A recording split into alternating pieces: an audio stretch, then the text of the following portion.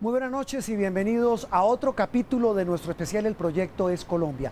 Hoy para hablar de un tema más universal, las lecciones que ha dejado al mundo esta pandemia del COVID-19. Estamos en el Aeropuerto Internacional El Dorado y me acompaña nuestra editora internacional Margarita Rojas. Margarita, buenas noches. Juan Roberto, la pandemia nos aterrizó a una realidad que casi siempre la soberbia humana nos oculta. Somos igualmente vulnerables aquí o en los países ricos, en el norte o en el sur. El coronavirus es un enemigo común que no escoge raza, religión ni condición social. Margarita, eso que es cierto para los seres humanos, lo es también para los países. Juan Camilo Merlano investigó sobre cómo han reaccionado las naciones frente al coronavirus en su relación con el resto del mundo. ¿Qué ha pasado con las fronteras? ¿Se ha alterado la confianza? ¿La geopolítica mundial se ha transformado? Aquí algunas respuestas.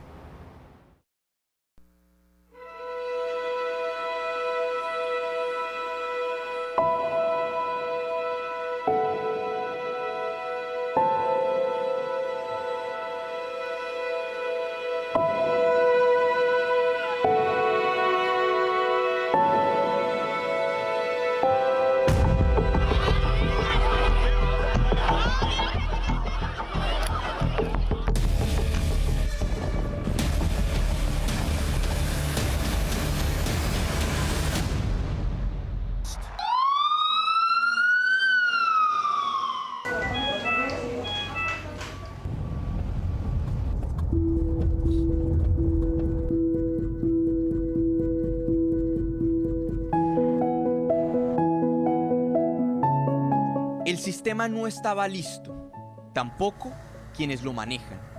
Desde las porosas fronteras terrestres, terminales aéreos, puertos, fábricas, hasta palacios de gobierno, el COVID-19 se abrió paso, poniendo en jaque las bases sobre las cuales se construyó la idea de globalización y amenazando décadas de progreso. Professor Stiglitz, thank you very much for your time and for being with us. Joseph Stiglitz no es solo premio Nobel de Economía, sino uno de los más importantes estudiosos y críticos de la globalización. Fue consejero económico del presidente Clinton, jefe economista del Banco Mundial, y ha escrito decenas de libros, desde El malestar en la globalización hasta Capitalismo progresista. Well, professor, me gustaría empezar con las implicaciones en términos de la globalización que está teniendo esta pandemia. Para usted, ¿cuáles son esas implicaciones y cómo cree que nuestro mundo va a cambiar no solo ahora, sino después de la pandemia? How our world is going to change not only now, but after the pandemic. Well, right now, I think there are two countering forces. Ahora mismo creo que hay dos fuerzas que se oponen. Una de ellas es que hemos dado cuenta en los Estados Unidos y en muchos otros países de que hemos desarrollado cadenas de suministro globales que no son muy resilientes. Un país fuerte como Estados Unidos se da cuenta que ni siquiera podría fabricar máscaras o no podía hacer un simple equipo de protección. Pocos de esos productos eran complicados, como ventiladores o las pruebas. Así que podría decirse que hasta cierto punto debe haber un reaseguramiento en la reconstrucción de las cadenas de suministro globales y eso marcará una gran diferencia para la globalización. Lo segundo es que una vez más nos damos cuenta de que compartimos un planeta pequeño. Ya sabe, los virus no llevan pasaporte, no llevan visas, atraviesan fronteras tal como los gases de efecto invernadero.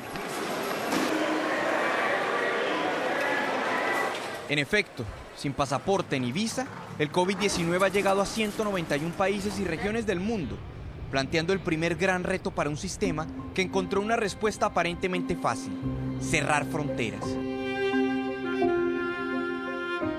142 países establecieron cierres completos o parciales, como es el caso de Estados Unidos, que no solo cerró su frontera terrestre para viajes no esenciales, sino que suspendió la mayoría de audiencias para procesos de solicitud de asilo. Cerca de 60,000 personas están varadas en refugios como este, en Nuevo Laredo, México, con pocas medidas de salubridad en plena pandemia. Llevan casi un año a la espera de una audiencia y pueden durar mucho más.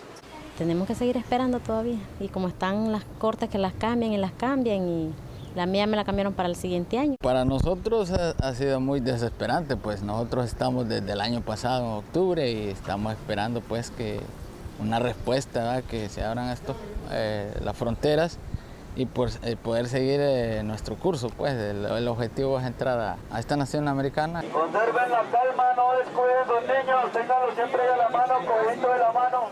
La frontera colombo-venezolana también tiene sus propias historias. Por donde usualmente se movilizaban más de 40.000 personas al día, hoy solo retornan 200 hacia el lado venezolano porque así lo dictaminó el gobierno del vecino país. Son miles los que esperan en campamentos improvisados como este, en las inmediaciones del puente internacional de Tienditas, como Anderson, que en este saco lleva ropa, juguetes y otros regalos para su pequeña hija, que nacerá pronto y él espera llegar a tiempo. Me alegra y ese es el motivo con que uno se despierta todos los días y esa es la fuerza que le da a uno, aparte de Dios, que le da la fuerza a uno, la familia, que uno lo va a regresar y ver otra vez.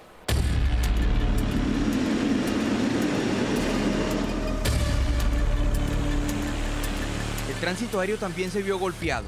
Este es el aeropuerto internacional de Dulles, que sirve a la capital de Estados Unidos, Washington. Antes de la pandemia, alrededor de 50.000 viajeros hacían uso al día de esta terminal. En los peores meses del COVID-19, la operación aérea se afectó en un 80%, un pequeño reflejo de cifras más dramáticas. Según la Asociación Internacional de Transporte Aéreo, en 2019, las aerolíneas transportaron 4.500 millones de personas. Se estima que este año serán por el orden de las 2.000 millones de personas, retrocediendo 15 años de crecimiento. Entonces la industria de las aerolíneas no se va a recuperar y ser lo que era antes. Yo no lo creo y la gente va a querer probablemente hasta que la pandemia esté totalmente controlada y eso quizás será en 1, 2, 3 años. O podría ser más que eso. La gente va a sentir que quiere guardar distanciamiento y eso significa que las aerolíneas continuarán, pero tendrán que estar menos llenas y eso significa que los precios subirán y eso significa que habrá menos viajes.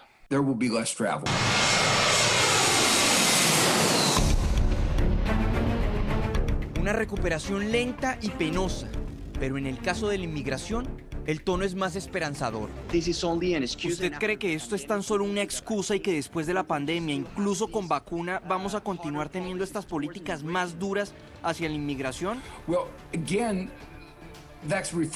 Eso está reflejando algunas cosas que estaban pasando antes de la pandemia.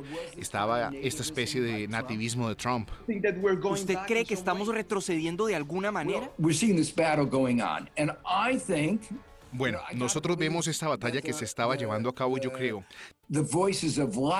Tengo que creer que las voces de la luz van a imponerse sobre las voces de la oscuridad. Las voces de la oscuridad a las que se refiere el profesor Stiglitz, paradójicamente, son las de algunos de quienes toman las decisiones hoy.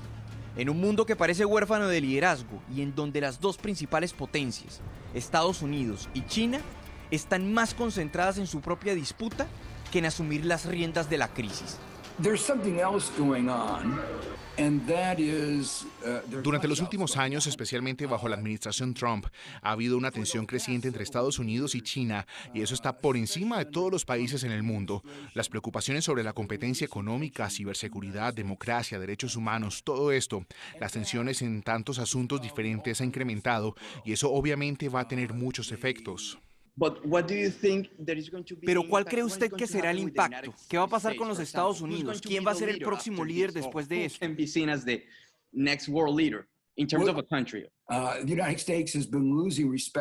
Estados Unidos ha venido perdiendo respeto bajo Trump por una cantidad de razones variadas y la pandemia ha traído a casa la deficiencia de todos los problemas.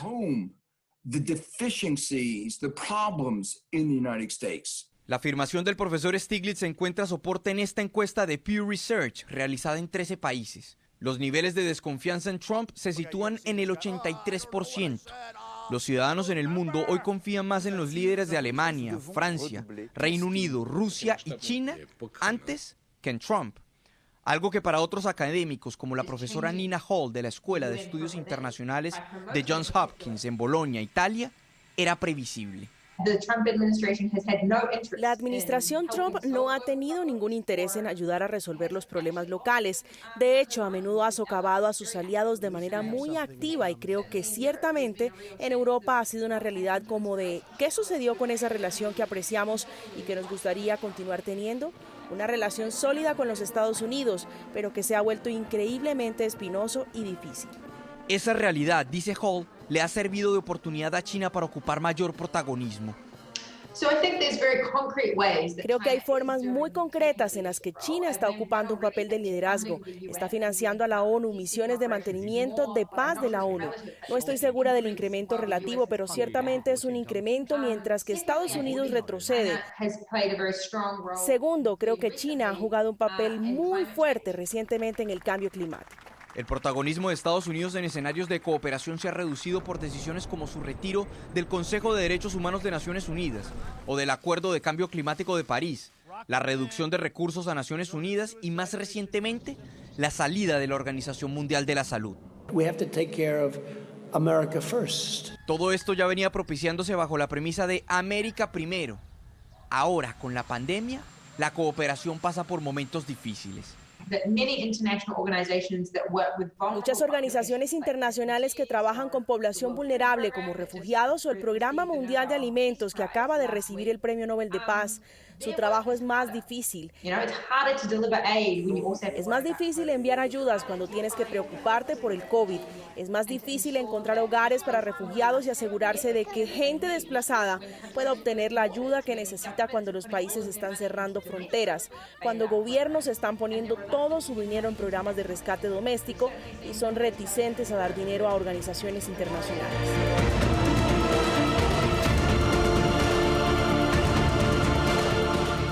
Pero hay esperanza, y la respuesta parece estar en la misma globalización e interdependencia hoy cuestionadas. Hay un esfuerzo global para producir una vacuna y terapias, y lo que espero es que cuando tengamos éxito en conseguir esa vacuna, no tengamos nacionalismo de vacunas, sino que tengamos cooperación global. La vacuna muy seguramente tendrá la marca estadounidense, luego de 12.000 millones de dólares invertidos para producción y distribución, asegurando también cientos de millones de dosis y planteando una disyuntiva al presidente entrante: liderar el proceso de vacunación solo en Estados Unidos o iniciar un mandato presidencial con pie derecho en el ámbito internacional, disipando dudas sobre en qué país recae el verdadero liderazgo.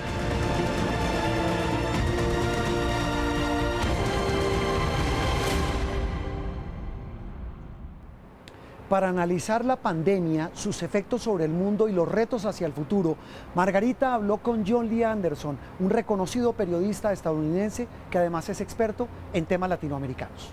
John Lee ha escrito artículos para los periódicos más prestigiosos y actualmente es colaborador de la revista The New Yorker. Sus biografías sobre personajes célebres lo han convertido en uno de los autores más leídos del mundo. Esta pandemia está dejando muchas lecciones y todavía no sabemos si estamos cerca del fin o si estamos tan solo en la mitad. Pero sin duda ha desnudado muchos discursos políticos y ha puesto a los líderes en un dilema básico pero muy complejo, el de la vida humana, el de la salud de los ciudadanos y el de la economía, que no es tan fácil de conciliar. ¿Cómo piensa que lo está haciendo el mundo? Vaya, muy desigualmente, es decir, hay de todo en este mundo, desde las reacciones o el comportamiento más bien de gente como Trump y Bolsonaro, cuyo falta de regular, de establecer una postura federal, es decir, nacional, frente a las pandemias en sus países respectivos, ha resultado en muertes sin paralelos en el mundo, ¿no? Pero hasta en Suiza hoy en día leí que todas las camas hospitalarias en cuidados intensivos están repletos, y hasta en Suecia, que había optado por un patrón de comportamiento distinto, hoy en día está como desbordándose. Esto es algo en serio, pero donde los líderes, donde los mandatarios o los gobiernos lo han tratado políticamente, queriendo jugar políticamente con la pandemia, hemos visto resultados nefastos. Eso queda claro. Hablemos de Estados Unidos, que es su país y es un caso realmente de estudio. Eso que usted menciona de las mascarillas, ¿cómo es posible que un aspecto, digamos, de salud pública se haya convertido en un tema de división política, en un mensaje político el hecho de usar o no tapabocas? Bueno, la respuesta tiene un nombre, Donald Trump. El presidente de este país nunca trató la pandemia con la seriedad requerida, necesaria, mandó muchos mensajes mixtos. Él mismo solo se ha visto con mascarilla, creo que en 2 ocasiones. Él mismo se ha jactado de que no le gustaba, que no le gustaba como lucía, que no era necesario. Entonces es liderazgo. Al fin de cuentas, mira, en todos los países la gente en su vasta mayoría quieren creer en sus gobernantes y los siguen. Y donde no ofrecen ese ejemplo y ofrecen a cambio una especie de comportamiento contestatario, resistente, revoltoso, por decirlo así,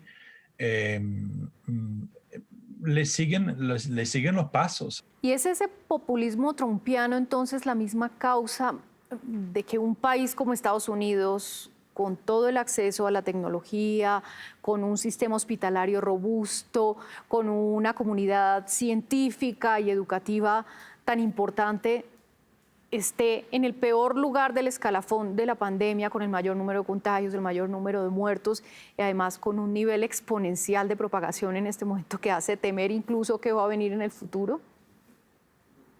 Sí, o sea, yo he mirado, como todos, he buscado atenuantes, he buscado otros motivos, otros por qué, y no hay otro. Es decir, Estados Unidos tiene 50 estados, pero si cada estado, a través de su gobernador o sus oficiales de salud, optan por una respuesta distinta a lo que es una pandemia médica, un virus, entonces no es una solución, ¿no? O sea, porque los virus no reconocen las fronteras estatales, ni mucho menos dentro de un país. Está más que comprobado que en los países, cierto, más autoritarios como China, donde imponen ciertas medidas de salud y comportamiento, pues casi se han erradicado la pandemia. Es únicamente la falta de disciplina en los países occidentales en que sigue la pandemia. Seguramente vendrá el uso de mascarillas obligatorias y seguramente vendrá un cierre inevitable de la economía, que es algo a lo que le temen tanto en Estados Unidos. Es un desastre económico, pero el desastre económico será mucho mayor si no resolvemos esto cuanto antes. Y la mejor forma de resolverlo cuanto antes, y esto se ha sabido desde el ejemplo chino de hace 10 meses atrás, son cierres y encerronas disciplinas, digamos cuarentenas muy disciplinadas, ¿no? Si no lo hacemos así, nos condenamos a los rebrotes continuos, ¿no? Entonces, sí, es posible que hay que tragar un sapo en cuanto a la economía, y no es tan fácil para algunos países. Estados Unidos es el país más rico del mundo, sí se puede aguantar. Es cuestión de gustos y cuestión de política. Y ahora hablemos de Colombia, que es un país que usted conoce bien. ¿Cómo ve desde allá los esfuerzos del gobierno colombiano, de los ciudadanos colombianos, en medio de nuestras, digamos, limitaciones y también de nuestras posibilidades por tratar de contener esta pandemia? Yo tengo muchas amistades en Colombia, estoy en contacto con ellos. Y bueno, según mi óptica es que se ha hecho lo mejor que se ha podido. Digamos, quizás uno podría parar y criticar el gobierno por alguna decisión u otra, o de no haberlo tomado a tiempo, pero bueno, en eso hay muchas faltas compartidas y son en la mayoría de los casos fallas humanas de decisión. Es decir, es muy difícil adivinar en la oscuridad qué es un poco lo que ha sido esto. Pero A diferencia de otros países, tengo entendido que en Colombia el gobierno ha dejado, o sea, no ha subvencionado en la medida que muchos ciudadanos hubieran gustado y que les habría hecho la vida más aguantable en estos meses tan duros, ¿no? Y si en medio de toda esta pesadumbre tuviéramos que buscar lo bueno, pescar lo bueno, ¿con qué nos quedamos de todas estas transformaciones que nos está forzando la pandemia? ¿Con qué se queda usted, señor Anderson? Margarita, yo me quedo con estos momentos casi sagrados con la familia, en la naturaleza, en la calma, la serenidad de las calles sin tráfico que todos experimentamos en algún momento. Y yo creo que la pandemia nos ofreció un momento de pausa, un interludio de calma y serenidad, también de susto, pero en el aspecto bueno de contemplar lo maravilloso que es este mundo también. Y eso, ojalá lo podemos conservar. Así es, ojalá sepamos conservar las buenas lecciones. Muchas gracias por estar en Noticias Caracol. ¿Qué aprendizaje le deja al mundo la pandemia? Esa es una pregunta recurrente en todas partes. Cada nación se la jugó a su manera para enfrentar el virus del COVID-19, unos más acertadamente que otros. Margarita recogió impresiones con analistas de varias de las naciones más golpeadas por esta pandemia para intentar encontrar respuestas a ese interrogante. Así fue, Juan Roberto. Encontré voces autorizadas en Brasil, México, Estados Unidos y España, donde los líderes se convirtieron en protagonistas positivos o negativos en la lucha en contra de la propagación del virus. Pero al fin y al cabo, protagonistas.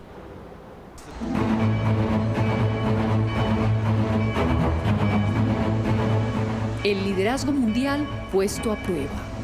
Todo este tiempo hemos actuado con apertura, transparencia y responsabilidad. Esta es una situación especial. Haremos lo que sea necesario.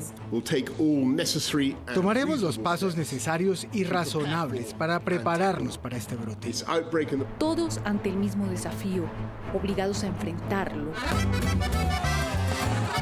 Cada uno con su propio talante, sus convicciones y sus prejuicios. Lo del coronavirus, eso de que no se puede uno abrazar, hay que abrazarse. No pasa nada. Nada sentiría. No sentiría nada, o sería como mucho una gripecita o un resfriadito. Resfriadinho. Yo veo los desinfectantes, actúan en un minuto. Tal vez haya forma de hacer algo como eso en el cuerpo. Casi un año después, las vidas perdidas son el incontrovertible balance. Estados Unidos, Brasil, India, México y Reino Unido son los 5 países que han puesto la mayor cuota de víctimas.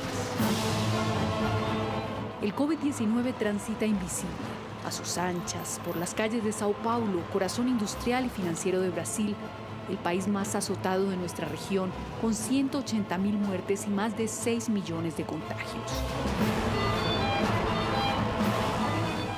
Se anida, se expande, se ensaña con los habitantes de la gran mole de cemento y sus alrededores que cuatriplican en contagios al siguiente estado más afectado. Todos vamos a morir algún día. No tiene sentido huir de eso. Huir de la realidad. Tenemos que dejar de ser un país de maricas. Así piensa el hombre que gobierna, pero en los hospitales donde una muerte no es un número más en el reporte, sino una batalla perdida con sangre, sudor y lágrimas, tienen otra noción de valentía. Además de combatir en el primer frente, estos médicos son voluntarios en las pruebas de una de las vacunas. Nunca una pandemia había causado una emergencia así. Porque tenemos un gran número de personas enfermas. Una población heterogénea en términos de rango de edad y diversidad. Y varios estados afectados por la enfermedad en diferentes momentos. Una diversidad y una magnitud que son condena y salvación al mismo tiempo. La tragedia fue muy grande en el norte del país. Así lo considera Silvia Colombo, corresponsal para América Latina del diario Folia de Sao Paulo. Brasil es un país con una escala geográfica continental. Es un país muy grande, es un país muy diverso, muy desigual. La Justicia Suprema de Brasil entregó la autonomía de lidiar con la pandemia a los gobernadores, o sea, a las autoridades regionales. Y con eso, algunas provincias, estados o departamentos, como quieras llamar, tuvieron una performance distinta de la otra. Así que cada región tiene una realidad distinta. Conocimos la tormenta en Manaus, Amazonas, por falta de recursos. Ahí, como en buena parte del país, después de un periodo de descenso, las cifras vuelven a crecer. ¿Está pasando factura la reapertura precipitada? Muchos se preguntan si está llegando la segunda ola sin haber salido aún de la primera. La presión por la flexibilización fue muy alta y ahora tenemos algo que, no sé, yo creo que hubo una falla de la sociedad en no mesurar un poco. O sea, ok, no vamos a hacer una cuarentena total, pero tampoco vamos al desmadre total. Con un manejo distinto quizás se hubiera podido evitar muchas muertes. Seguramente. Yo creo que, bueno, Brasil tiene un presidente que es un negacionista, ¿no? Entonces, aunque mucha gente lo haya confrontado o abandonado su apoyo a él durante la pandemia por el manejo que él tuvo de la pandemia, mucha gente todavía lo sigue.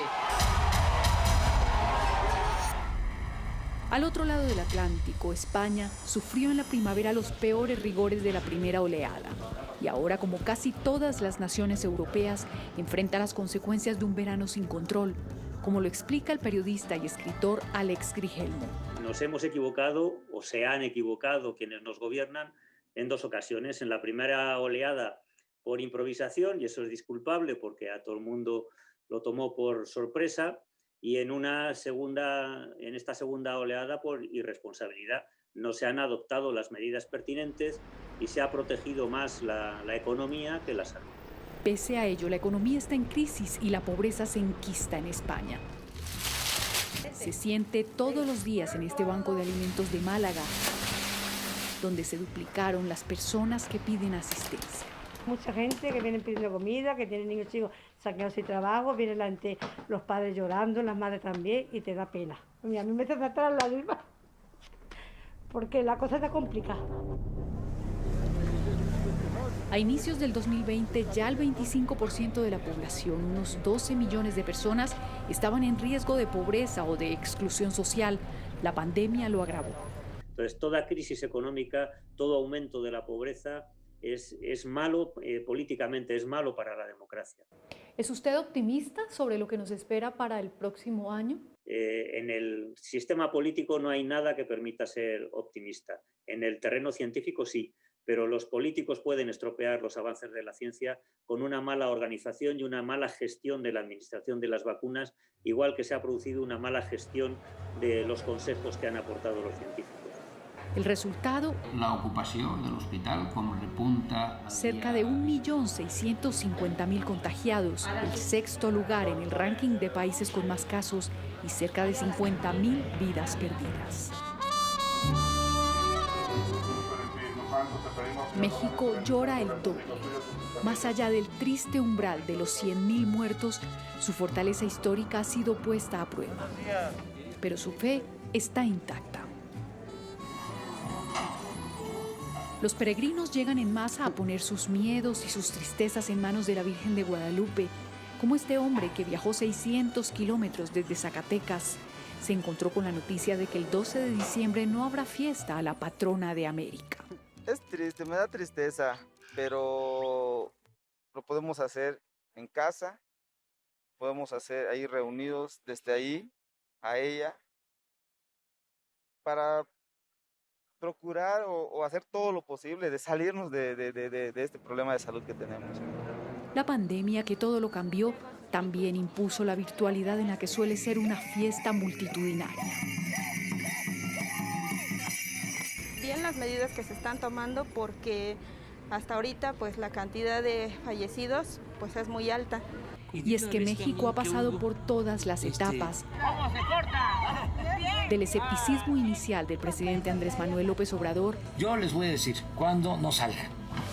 A las medidas severas. Respire profundo. Eso, directo.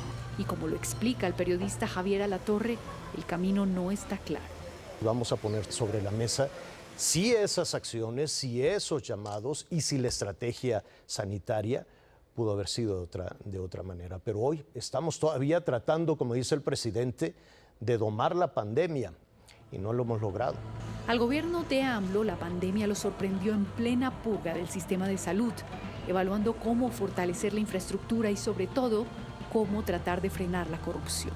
Y entonces te encuentras con que no tenían los elementos necesarios o suficientes. Una reflexión muy dura de cómo se había construido un sistema público de salud y una lección muy dura de que politizar o llevar a estos temas tan sensibles a la arena electoral no nos lleva a buen puerto.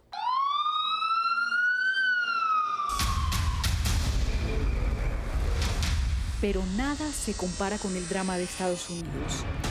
Casi 14 millones de contagios y una abrumadora velocidad de propagación que la fiesta de Acción de Gracias aceleró. Este año hubo muchas ausencias y tristezas que compartir en la mesa de la cena, pero también mucho por agradecer, la vida y la salud. A Nick, que antes de entrar en coma alcanzó a decir adiós, no le cabe la gratitud en el corazón. Yo hablé con mi esposa y con mis niños y les dije cuánto los amaba. Mi hijo pequeño le dijo, papi, tú eres el papá más fuerte que he conocido. Los Falvo lograron salir adelante, pero el COVID-19 ha cegado 270,000 vidas en ese país y parece cebado con esta nación en la que muchos se rehúsan a acatar las reglas, una paradoja sobre la cual reflexiona el periodista Ricardo Brown. Y me parece que es un dilema en cualquier sistema democrático, dónde comienza el derecho colectivo y dónde termina y comienza el derecho individual. Y aquí, una vez más, el efecto del liderazgo. La posición que ha asumido el presidente públicamente, un impacto en esa gente que lo sigue. La tormenta está creada y con el desplome de la economía ya le pasó a Donald Trump su propia factura. Le arrebató la pandemia un argumento que en su criterio era muy fuerte para convencer a los votantes de Estados Unidos que le dieran otros 4 años en la Casa Blanca. Sin opción de controlar la propagación y menos aún el comportamiento humano, las esperanzas están puestas en el inicio de la vacunación y en un drástico timonazo. Más difícil va a ser la post-pandemia. Con un atenuante, somos todos. El planeta en pleno tendrá que levantarse, reinventarse y aprender de sus errores. Esta pandemia ha sido un hecho tan poderoso y tan sobreviniente que, tal como sucede con las guerras, la forma en que los países logren sortearla y salir de ella redefinirá muchas cosas en el orden internacional. Finalmente, Margarita, los líderes de todo el planeta van a ser juzgados no solo por las medidas que tomaron para salvar las economías en estos tiempos de crisis, lo serán y mucho más por las decisiones que hayan tomado para proteger la salud de sus ciudadanos. Hasta aquí esta entrega del Proyecto Es Colombia. Nos vemos mañana. Feliz noche para todos. Mañana en el especial de turismo.